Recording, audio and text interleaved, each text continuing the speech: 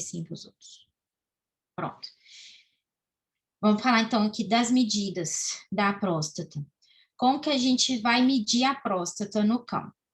No corte longitudinal, a gente vai fazer a medida, então, do comprimento da próstata e da largura da próstata. Essas são as medidas que a gente vai fazer no corte longitudinal. E no corte transversal, a gente faz a avaliação da altura. Então, aqui é comprimento, largura, e aqui a altura da próstata. Então, são essas as medidas da próstata que a gente vai fazer, certo? Aí, tendo essas medidas, a gente vai olhar na tabela, se está normal ou não. Esses dois autores, eles trazem, então, medidas falando do comprimento, da altura e da largura e do volume de cães de qualquer tamanho, ele não considera o peso, né? Então, ele considera que o comprimento tem que ser de 1,7 a 6,9, aqui de 1,8 a 5, né? Porém, ele não está considerando que a gente tem cães de diversos tamanhos, né? Então, isso dá uma margem, uma variação muito grande. E a gente não vai saber se aquilo está normal ou não. E o volume, como que a gente vai calcular volume? O cálculo do volume é igual para qualquer órgão, né? A gente vai fazer as 3 medidas, comprimento, altura e largura, e multiplica os 3 e multiplica por 0,55, se eu não me engano. Tem que lembrar lá da fórmula de volume. Então, a gente multiplica por 0,55 e tem o volume prostático, certo? Então, o volume também, olha como que varia, de 2,3 a 80, de 8,1 a 28,2, né? Então, tem uma variação gigante de volume nessas duas referências. E olha, esse aqui vai até 80, esse aqui até 28,2, né? Então, a variação é muito grande.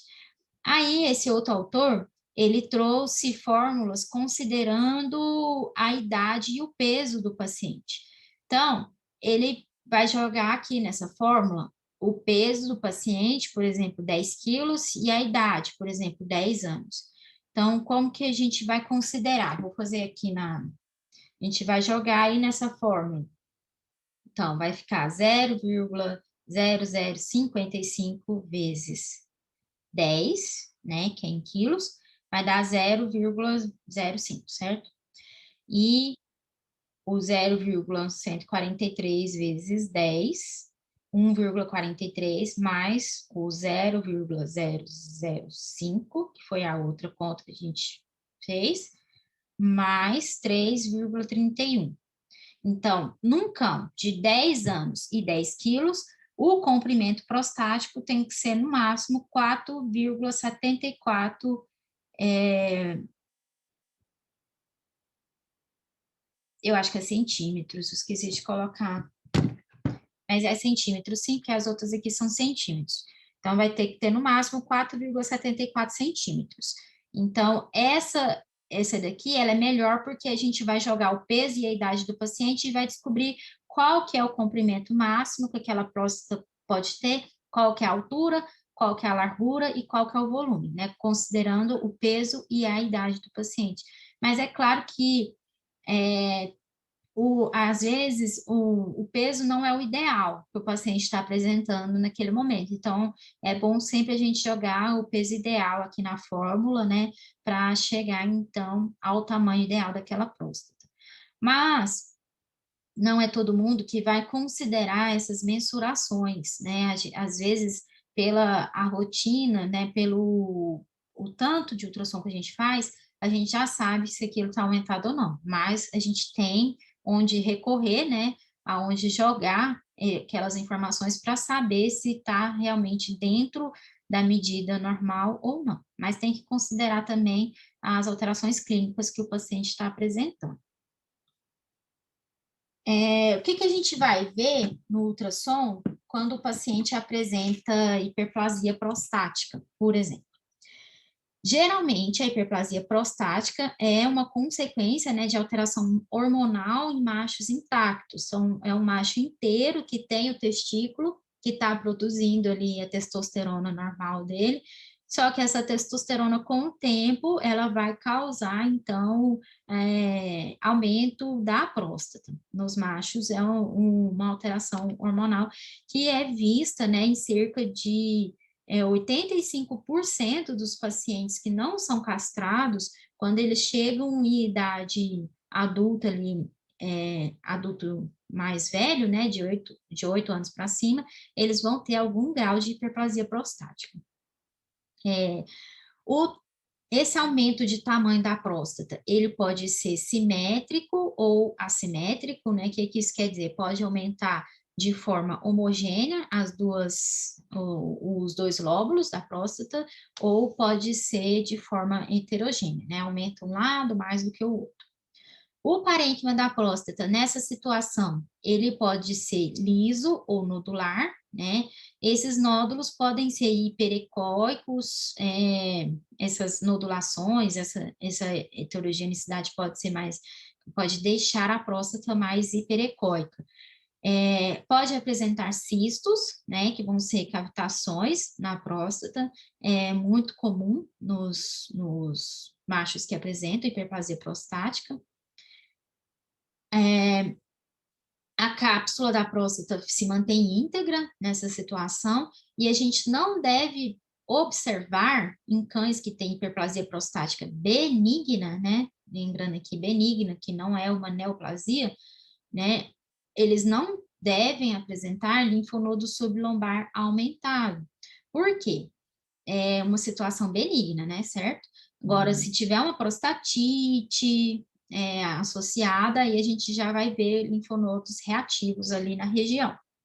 Ou, se for uma neoplasia também, a gente vai ter linfonodos reativos ou mesmo metastáticos, né, ali naquela região. Então, sempre a gente tem que avaliar os linfonodos para fazer o diagnóstico diferencial de uma hiperplasia prostática benigna, de uma prostatite, né, e de uma neoplasia. É claro que o único método que vai ser 100% assertivo aí nessa diferenciação é o histopatológico, mas a gente sabe que o macho, quando apresenta alteração de volume prostático e a gente suspeita de hiperplasia prostática e castra o paciente, se for uma hiperplasia prostática, vai responder, né, com a diminuição do tamanho daquela próstata. Em cerca de 2 meses, aquela próstata já vai estar num tamanho normal. Então, por isso que a gente castra e acompanha com ultrassom para ver se houve redução do volume. Agora, se for a infecção também vai responder dessa forma, mas se for uma neoplasia, provavelmente não vai haver redução do volume prostático, né? Então, o diferencial também a gente consegue fazer após castração. A prostatite também responde à castração. Claro que quando a gente castra vai passar anti-inflamatório e antibiótico, né? Então, também aí já ajuda no tratamento. Como que a gente vai ver, então, essa alteração aqui no ultrassom?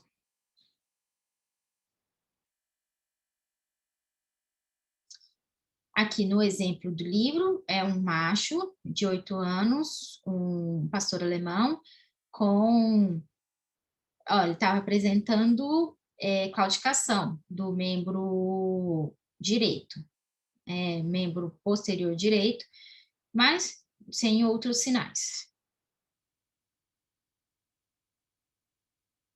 Aí na avaliação, corte longitudinal, que eles chamam de sagital, também é certo. Aí caudal, a bexiga, olha só o tamanho dessa próstata. Isso aqui tudo é próstata. Bem heterogênea. Bem aumentada de volume. Quando a gente jogar naquelas fórmulas lá, a gente vai ver que realmente ultrapassa, né, o limite máximo que deveria ser pela fórmula.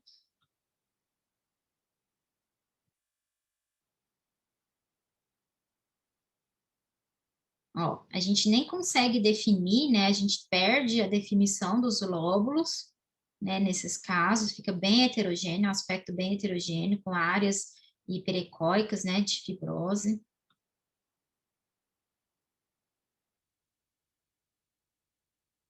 A uretra.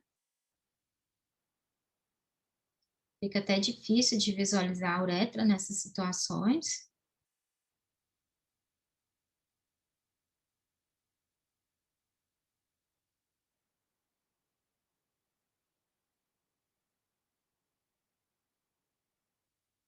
No corte transversal.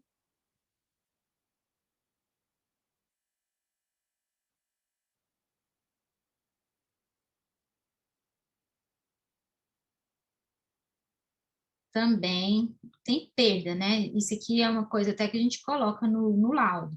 Tem perda da definição das lobulações da próstata, né? A gente não consegue ver as lobulações. Então, no laudo, a gente descreveria o quê? Que é uma próstata de volume aumentado, contorno mais irregular, com perda da definição da lobulação, né, normal da próstata, ecotextura heterogênea, né, que são vários pontos de tamanho diferente, e ecogenicidade mista, né, que são vários pontos de ecogenicidade diferentes.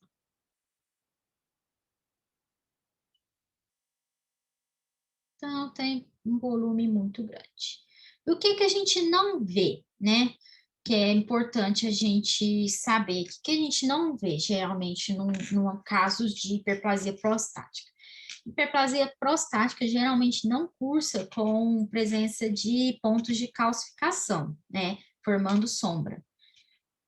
Esse achado não quer dizer que é patognomônico, né, que sempre vai ser, mas na maioria dos casos em que a gente tem pontos de calcificação formando sombra acústica na próstata de cachorro, na maioria das vezes é neoplasia, tá? Então, uma coisa que a gente tem que ter em mente é que nos casos de hiperplasia prostática, geralmente a gente não vai ter pontos de calcificação.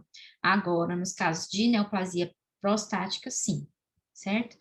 Aí, então, baseado nos achados, né, eles suspeitaram de hiperplasia prostática. Eles colocam até aqui, most likely, né, é mais provável, o diagnóstico mais provável num cão inteiro, inteiro de hiperplasia prostática. É isso que a gente sempre tem que suspeitar mesmo. Aqui eu trouxe outros exemplos de hiperplasia prostática. Nesse caso aqui, no corte transversal, a gente vê até a presença de um cisto, aqui, e aqui no corte longitudinal, uma próstata bem heterogênea, aumento de volume, perda, né, da definição dos lóbulos, bem heterogênea, contorno irregular, então, bem característico de hiperplasia prostática. Aqui um outro caso, agora com imagens estáticas, né, não são vídeos, a gente tem uma próstata de volume aumentado, com presença de cistos, ó, outro cisto, volume prostático aumentado. Então, a presença de cisto, uma próstata heterogênea com volume aumentado, também indica mais provável, né, no macho inteiro, a hiperplasia prostática. E esse aqui é bem fresco, de ontem esse caso, ó. A gente vê uma próstata de volume aumentado, cheia de cistos, né? Cheio de cistos espalhados no parênquima. Bem aumentado. E eu trouxe esse caso que é corte longitudinal, né? A gente tem perda daquela definição dos lóbulos, né? Ainda dá para ver mais ou menos, mas numa próstata que não tem essas alterações é mais fácil de identificar.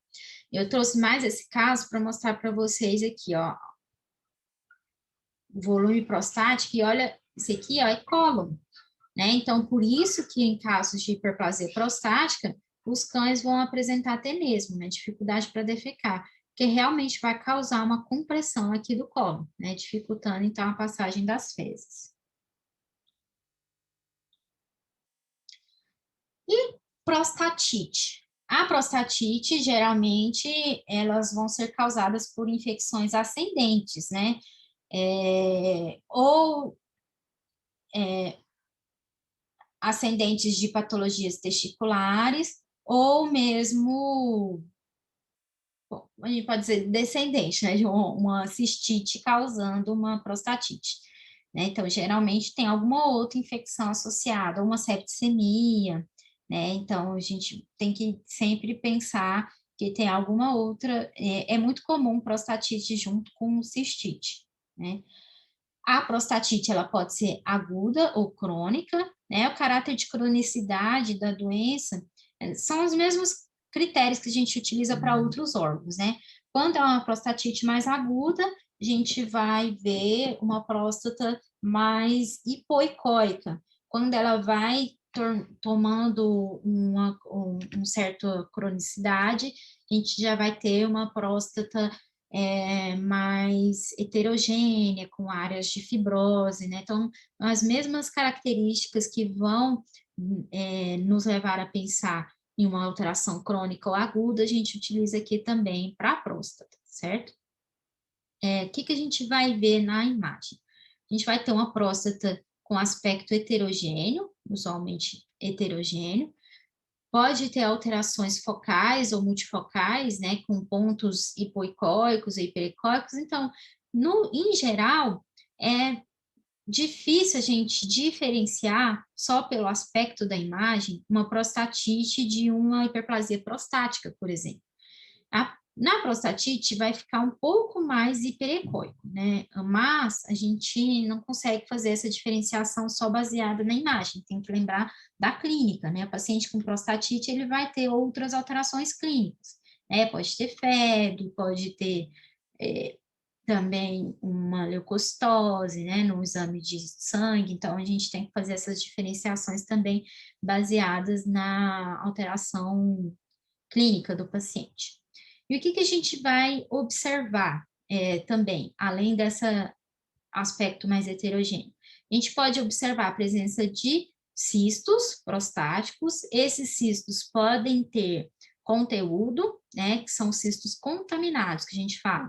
E que conteúdo que é esse? Pode ser pus, que aí a gente vai ver o quê? Pontos, debris, né, hiperecóicos em suspensão.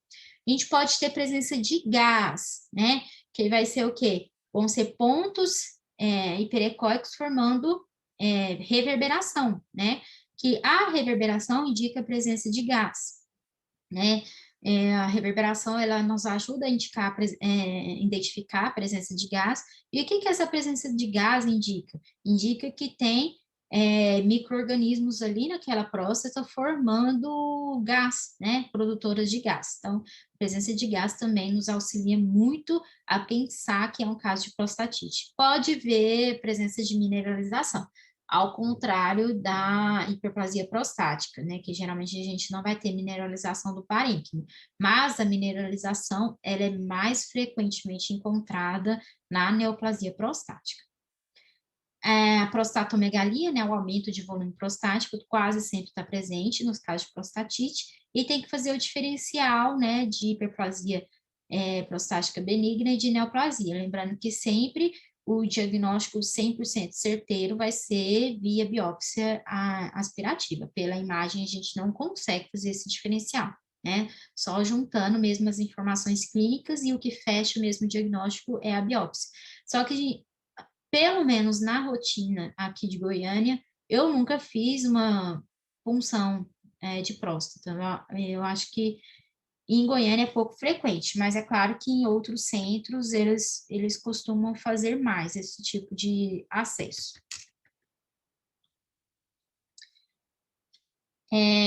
Mostrando aqui o caso de livro, né? A gente tem aqui uma próstata bem aumentada de volume, com presença de cavitações, aqui presença de conteúdo formador de reverberação, indicando presença de gás aqui nessa próstata, ela é totalmente heterogênea, hiperecóica, com pontos de hipoicóicos aqui, né?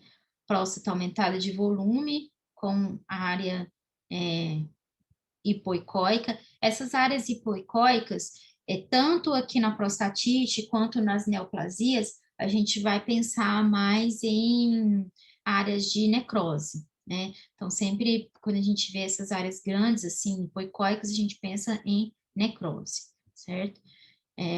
Ou abscesso.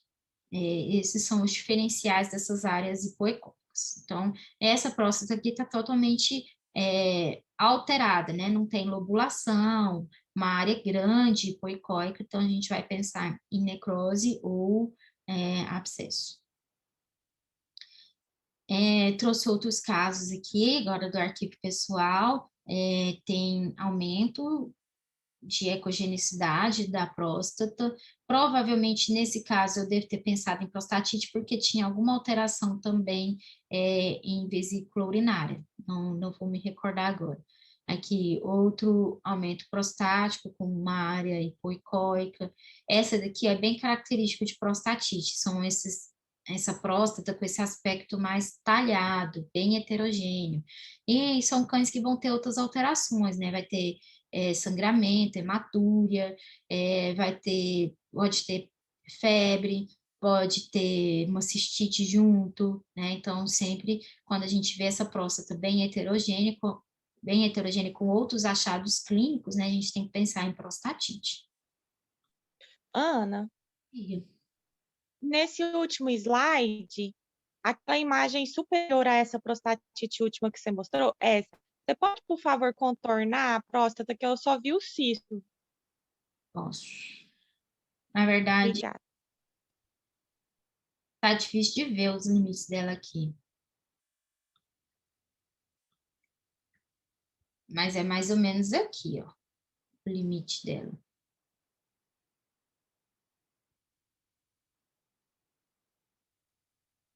Aqui já é parede de cólon, ó. Nossa, enorme. Ela tá bem grande. Tá. Aí aqui é a escala, ó, tá passando dos 4 centímetros. Essa escala que na primeira aula, as professoras devem ter falado para você, né? Ela mostra em centímetros, o que, que a gente está vendo em profundidade. Então, aqui é o 4. Tá vendo que essa próstata aqui vai até no 3. Essa aqui tá passando do 4. Tá bem grande.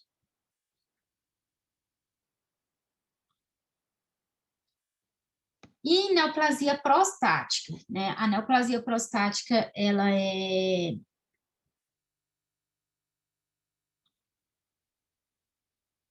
Ai.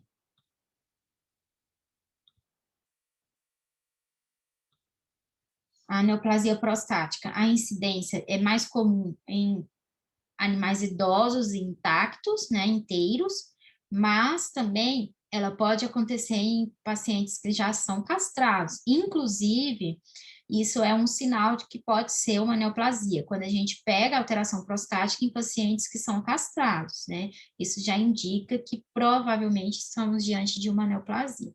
Lembrar também que vocês são a Mariana que vai saber explicar para vocês isso, mas a gente não tem produção de testosterona, não é só no testículo, né?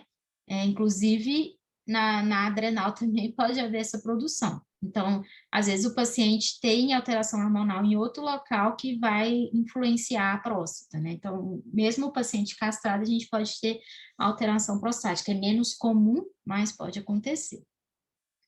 O aspecto no ultrassom, o que a gente vai ver? Uma próstata aumentada, com contorno irregular, mesmo os achados da hiperplasia, né? A ecotextura heterogênea, pode ter focos hiperecóicos e a mineralização pode estar presente. Isso daqui vai diferenciar uma hiperplasia de uma neoplasia, porque geralmente na hiperplasia a gente não vê esses pontos de mineralização. Pode ter áreas de cavitações, né, que são aquelas áreas de necrose tumoral, pode estar presente, e pode ter focos, repetido aqui, focos hiperecóicos, a gente já colocou. A neoplasia, normalmente, ela pode invadir o colo vesical, então, às vezes, a gente vai ter um pólipo dentro da vesícula urinária, junto com a alteração prostática, e isso a gente tem que pensar em invasão tumoral, tá? Quando a gente vê esse tipo de alterações associadas. Só que é difícil identificar isso pelo ultrassom. Às vezes tem invasão ali do colo vesical, mas a gente não vai visualizar no ultrassom porque são alterações muito pequenas, mas lembrar que isso pode acontecer. Mas se vê um pólipo ali na região do trígono vesical e tiver alteração prostática, lembrar que pode ter sido então uma invasão tumoral. Importante a gente avaliar o linfonodo sublombar, né, ou os linfonodos também ilíacos, a gente tem que avaliar eles, porque na neoplasia a gente pode ter, então, metástase linfática ali na região. Então, sempre avaliar os linfonodos da região quando se suspeita de neoplasia prostática. E o diagnóstico diferencial ele é só mesmo por meio de biópsia aspirativa. Não tem como a gente diferenciar a neoplasia da hiperplasia. E o tumor mais comum é o adenocarcinoma. Lembrar que o ultrassom, ele não é histopatológico, então a gente não vai sugerir o tipo tumoral. A gente pode sugerir que pode ser uma neoplasia, porém não sugere qual que é o tipo tumoral.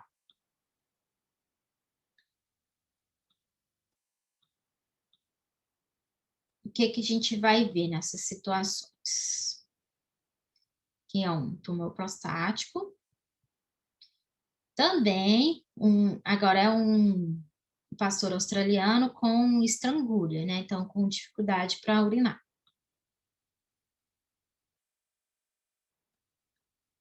Então, a gente tem a bexiga, trígono, vesical, ó, que é cólon. Já começa a uretra. E a próstata. É uma próstata que não é muito grande, certo? Diferente da hiperplasia, não é uma próstata muito grande. Está aumentada, mas não é aqueles volumes exagerados que a gente vê na hiperplasia. Mas é uma próstata que está totalmente heterogênea. Tá vendo? Que a gente não tem aquele aspecto liso e uniforme que a gente espera ver numa próstata normal. Ó, tá heterogênea, com áreas de focos mais hiperecóicos. Olha só, aqui dá para ver bem. Aqui, ó, mostrando o osso da pelve, né, o pubis. Por isso que quando a gente está com a bexiga muito vazia, a gente não consegue avaliar a próstata adequadamente, porque a próstata vai ficar bem aqui dentro do pubis, aí a gente não consegue ver.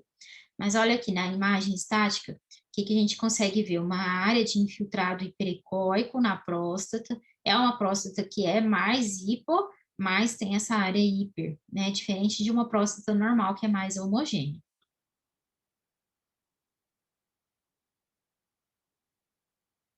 E aqui ele destaca um foco de mineralização, ó, bem aqui. Opa, tem que parar o vídeo.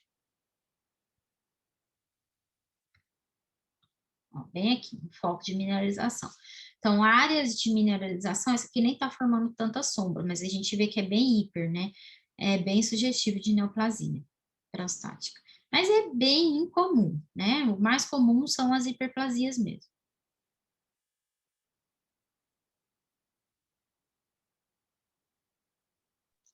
Ana, mas na hora de sugerir, a gente coloca hiperplasia barra neoplasia, ou É, não?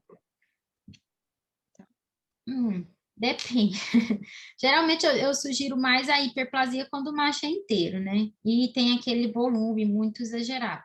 Agora, se for um macho castrado, aí já pode sugerir neoplasia de cara, porque hiperplasia prostática no macho castrado é meio difícil. Ó, uma área bem hiperecóica. Sim, mas não é errado sugerir os dois, não, até porque mesmo o diagnóstico diferencial é só pela biópsia. Mas aí pode conversar com o clínico, falar, é mais provável que seja uma hiperplasia, é mais provável que seja uma neoplasia, né? Isso aí sempre a gente pode conversar. Ah, esse aqui eles fizeram biópsia aspirativa e foi diagnosticado carcinoma prostático. Ah, eles falam que esse aqui a gente nunca viu fazendo isso, né? Que os sinais clínicos pioraram, né? Estrangulha, eles colocaram um stent na uretra. Isso é legal, que aí o paciente urina, né? Mas coloca stent na traqueia, né? Por que não colocar na uretra?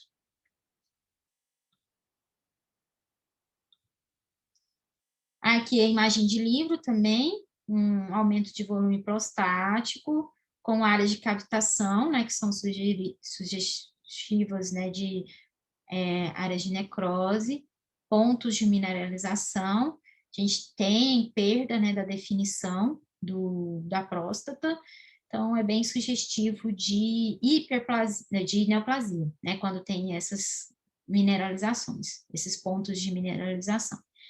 É um diferencial, mas é claro que a gente tem que pensar, né, nas duas possibilidades. Mas quando está bem alterado assim, né, com várias áreas de captação e mineralização, a gente tende mais pelo lado da neoplasia.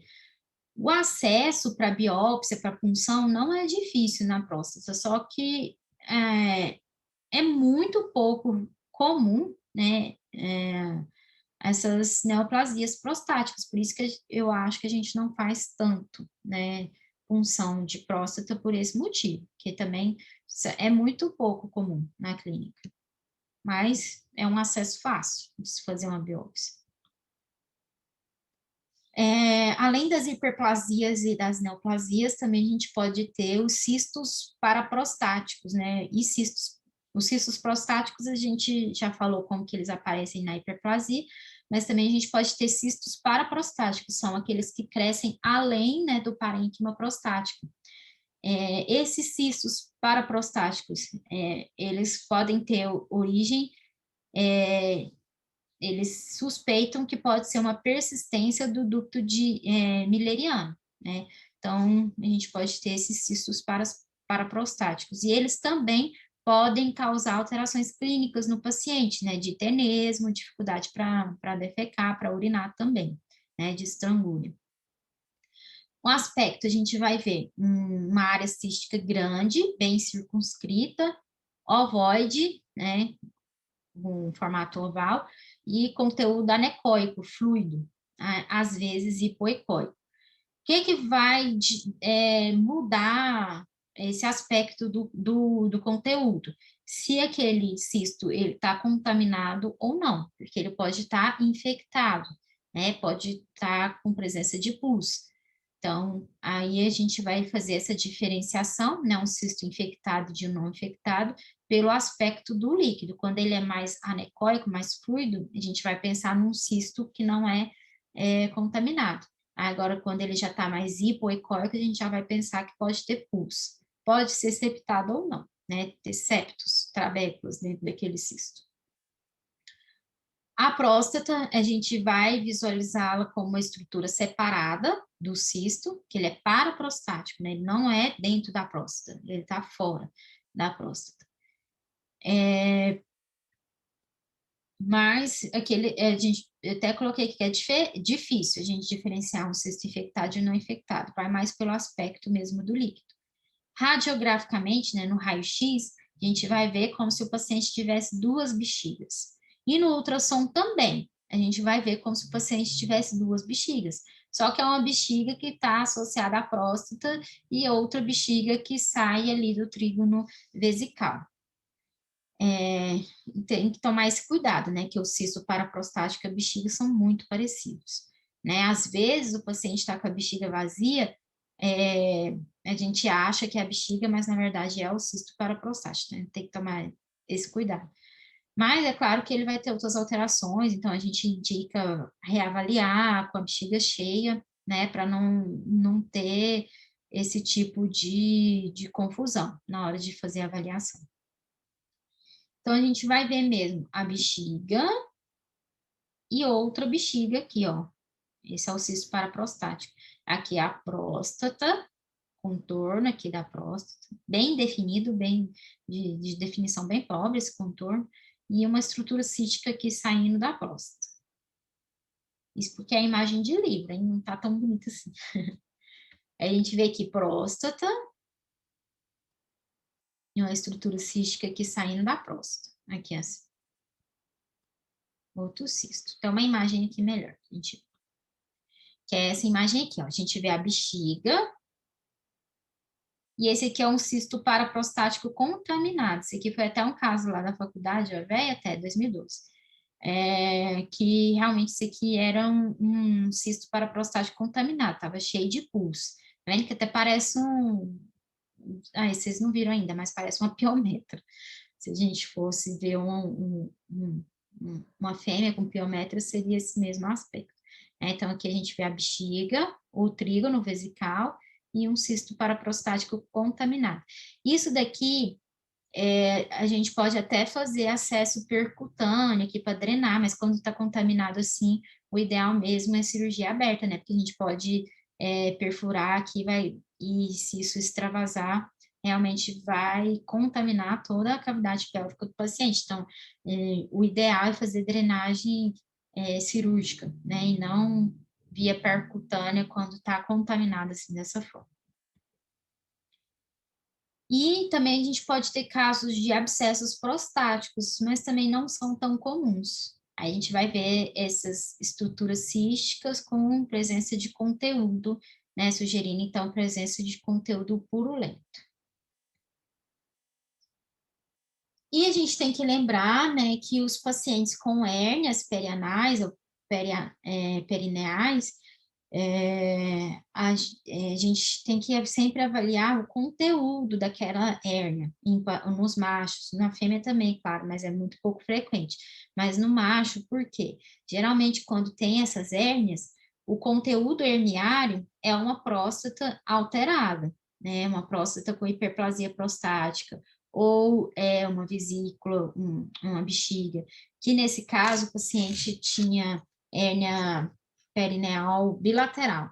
Aí, o conteúdo de uma hérnia de um lado era parte da bexiga, aqui que a gente vê, do outro lado a gente viu o quê? A próstata e um cisto. Lembrar que a hiperplasia prostática predispõe, então, à ocorrência dessas hérnias ao paciente jovem, de 5 anos. Aqui, outro caso, a gente tem como conteúdo herniário. Isso aqui tudo é avaliação da hérnia, tá, gente? Eu esqueci de colocar qual que lado que é, mas o que a gente via lá dentro da hérnia? Próstata e bexiga. Olha isso aqui, essa próstata, que horror. Próstata cheia de cistos, próstata e a bexiga, dentro da hérnia. Então, sempre a gente tem que avaliar esses conteúdos. E aqui provavelmente é a área da hérnia, né? O anel herniário. Gente, eu vou dar uma pausa aqui de 5 minutinhos e a gente volta para falar do testículo. Deixa eu interromper aqui a gravação.